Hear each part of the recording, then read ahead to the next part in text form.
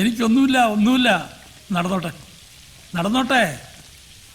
ഔ, ഇതാണ് ദേഹണ്ണപ്പുരയുടെ ഗന്ധം. ഒരു വങ്ങലോ കരിയലോ അടുക്കി പിടിക്കലോ വന്നാൽ എനിക്ക് മണം വരും. ഇത് ശുദ്ധം. ഓ എന്റെ തിരുമേനി, ഇപ്പോഴാ എന്റെ ശ്വാസം നേരെ വീണത്.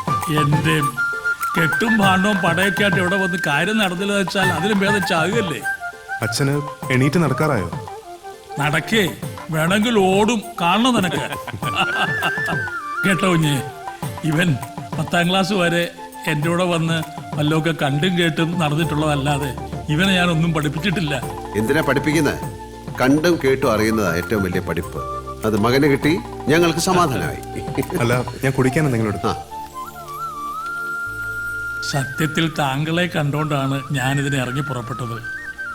എൻ്റെ മകൻ്റെ കാര്യത്തിൽ ആ വരവ് ഇത്രയും വലിയൊരു നിമിത്തമാവുമെന്ന് ഞാൻ കരുതിയില്ല. അതിന് നന്ദിയോ നമസ്കാരമോ എന്താ പറയേണ്ടതെന്ന് അറിയില്ല. നല്ല കാര്യങ്ങൾക്ക് നിമിത്തമാകുക എന്ന് പറയുന്നത് തന്നെ വലിയ കാര്യമാണ്. ഇനി ബാലുവിനെ ഇങ്ങനെ വിട്ടാൽ ശരിയാവില്ല. അയാൾ മിടുക്ക് കാണിക്കേണ്ടത് അച്ഛൻ്റെ കലയിൽ തന്നെയാണ്. സർ, അങ്ങോട്ട് ചൂടുണ്ട്.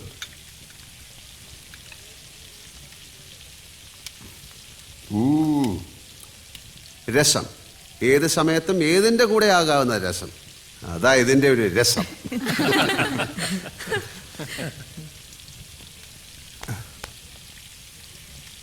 ഞാൻ അച്ഛനോട് പറയായിരുന്നു തന്നെ ഇനി നാട്ടിലേക്ക് അയക്കുന്നില്ലെന്ന്. ബാലു ഇവിടെ ഒരു റെസ്റ്റോറൻറ്റ് തുടങ്ങണം. മേനോൻ ചേട്ടൻ പുറകിലുണ്ടാവും, കൂടെ ഞാനും ഉണ്ടാവും. പേരും ഇപ്പം തന്നെ പറയാം, രസം. ആ, രസം.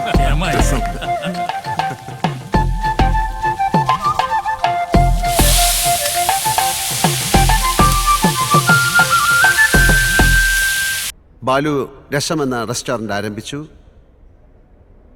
1.5 വർഷം മുമ്പുള്ള ഒരു കഥയാണ്.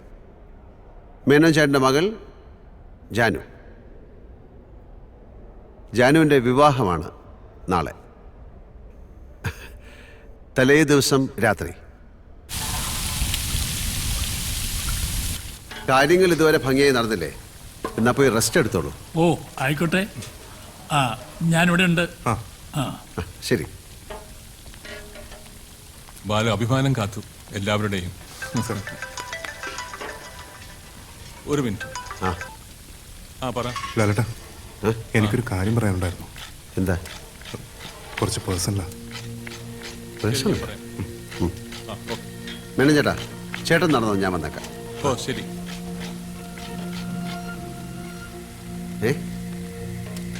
ഇവിടുത്തെ കാര്യങ്ങളൊക്കെ നോക്കിയും കണ്ടും ചെയ്യുന്നുണ്ടെങ്കിലും മനസ്സിനൊരു കുറ്റബോധം. എനിക്ക് ചില കാര്യങ്ങൾ ബോധ്യമായി. അതെനിക്ക് പറയാൻ എന്തെങ്കിലും സ്വാതന്ത്ര്യമുള്ളത് അച്ഛനോടാണ്. പക്ഷെ അതുകൊണ്ട് പ്രയോജനമില്ല. മേനോൻ സാറോടാണെങ്കിൽ പറയാൻ വയ്യ. അതിനുള്ള അടുപ്പവുമില്ല, ധൈര്യമില്ല. ലാലേട്ടനാവുമ്പോൾ എല്ലാവർക്കും വേണ്ടപ്പെട്ട ആളാണല്ലോ. അതുകൊണ്ട് എനിക്ക് പറയാനുള്ളത് ലാലേട്ടനൊന്ന് കേൾക്കണം.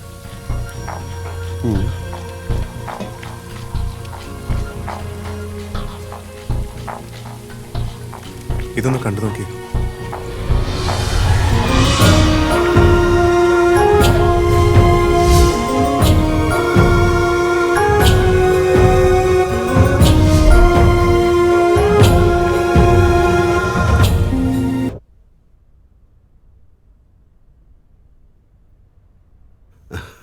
Excellent. Sir, it's a new trend. It all comes from India. Then I'll go with this trend. What's your color preference? I like all colors. Let's go with red. You know why? Red is the color of love. I think you're a very romantic person. That's what people say. Okay, job will take care of rest of the things. Is it okay? Yeah, it's my honor to design your villa. I've seen some of your films, but I'm sorry, I don't remember the names of the movies. My films? Yes. My friend Manu has so many of your movies. He's from your place, Kerala.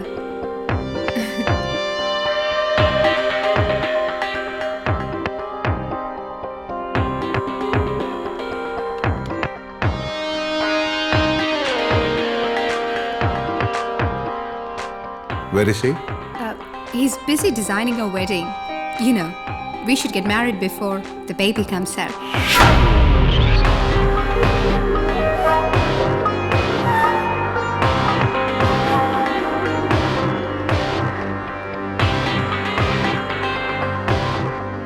Can I take a picture with you? Yeah, sure. Could you? Yeah, sure. Come.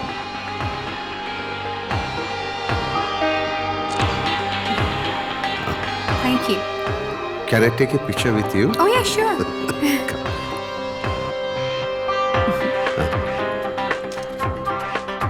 One more. Take one more. Okay. Thank you. You're welcome. God bless you. നല്ലത് വരട്ടെ. Thank you. Good night.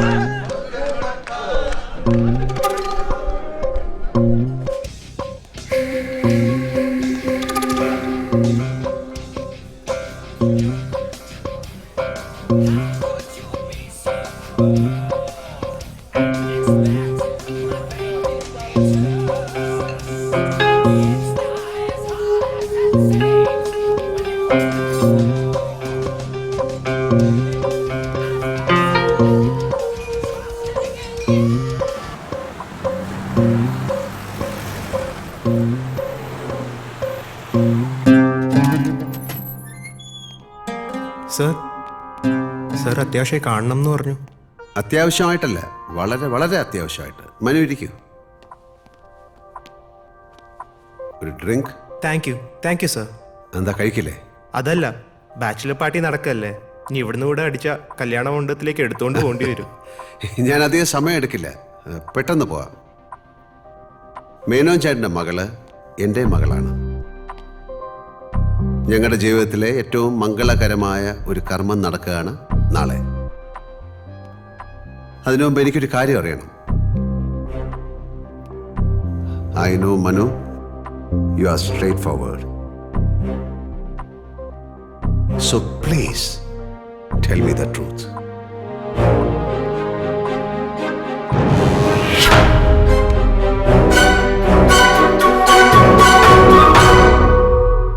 Do you know this girl? ഈ കുട്ടി അറിയാം? No. Who is this?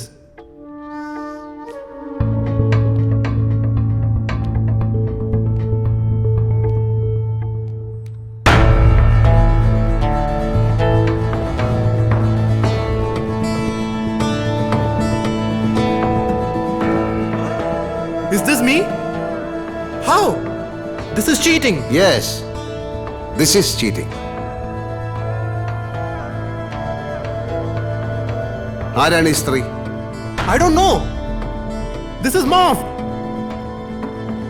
നിനക്ക് ഈ കുട്ടിയെ അറിയില്ല? No. Hey, ഇരിക്കവിടെ. Sit down.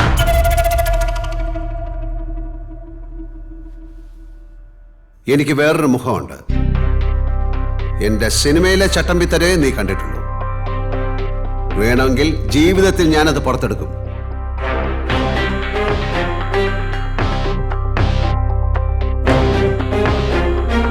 നിനക്കിവിടെ അറിയില്ല?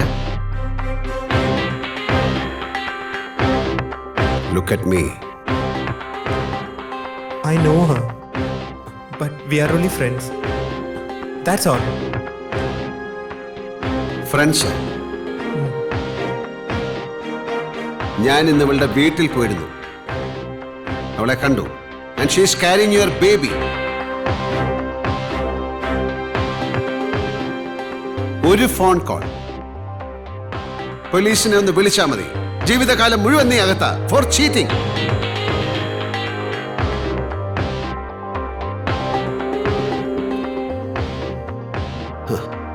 മനു, എത്ര പേരെയാണ് നീ ചീറ്റ് ചെയ്യുന്നതെന്നറിയാം? ആരൊക്കെയാണ് ഇതിന്റെ ചീത്ത വശങ്ങൾ അനുഭവിക്കുന്നതെന്നറിയാം? മനു, ജീവിതം ആസ്വദിക്കണം. You have to celebrate. പക്ഷെ അതൊന്നും മറ്റുള്ളവരെ വേദനിപ്പിച്ചിട്ടാവരുത്. പ്രായത്തിന്റെ ആണോ വിവരക്കേട് കൊണ്ടാണോ സംഭവിച്ചു പോയി. തിരുത്താൻ ഇനിയും നിനക്ക് സമയമുണ്ട്. ഞാൻ അവളെ അവോയ്ഡ് ചെയ്തോളാം. അവോയ്ഡ് ചെയ്യണം. നീ നാളെ വേറെ സിറ്റുവേഷനിൽ മേനോജന്റെ മോളെ അവോയ്ഡ് ചെയ്യില്ലെന്ന് ആർക്കറിയാം?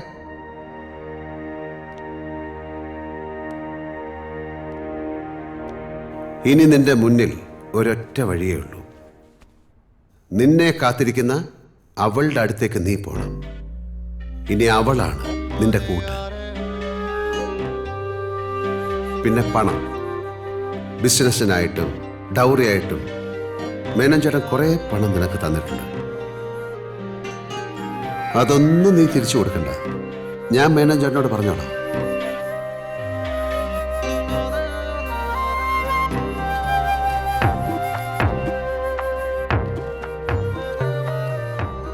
പിന്നെ നാളത്തെ കല്യാണം, അത് നമ്മുടെയൊക്കെ കണക്കിനപ്പുറത്തെ ഒരു കണക്ക് മുകളിലുണ്ട്. ഞാൻ നോക്കിക്കോളാം. ഇതൊന്നും ആരും അറിയണ്ട. വയ്ക്കോ.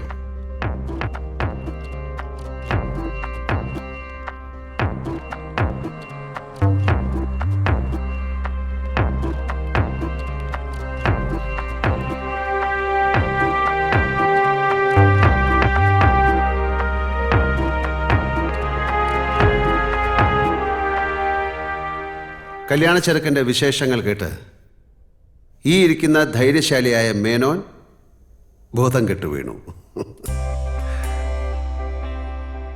ജാനു അമ്മയെ കെട്ടിപ്പിടിച്ച് കരഞ്ഞു. വിരുന്നു വന്നവർ നിരാശയോടെ മടങ്ങി. വിവാഹം സ്വർഗത്തിൽ നടക്കുന്നു.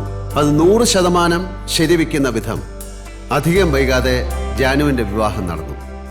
ജാനുവിന് ഞാനൊരു വരനെ കണ്ടെത്തി. ഇന്നവരുടെ വിവാഹ വാർഷികം കൂടിയാണ്. ജാനു വരൂ, വരനും വരൂ.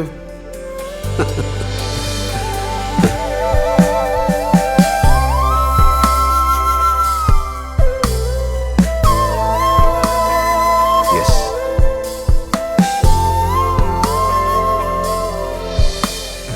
Thank you ലാലേട്ടാ.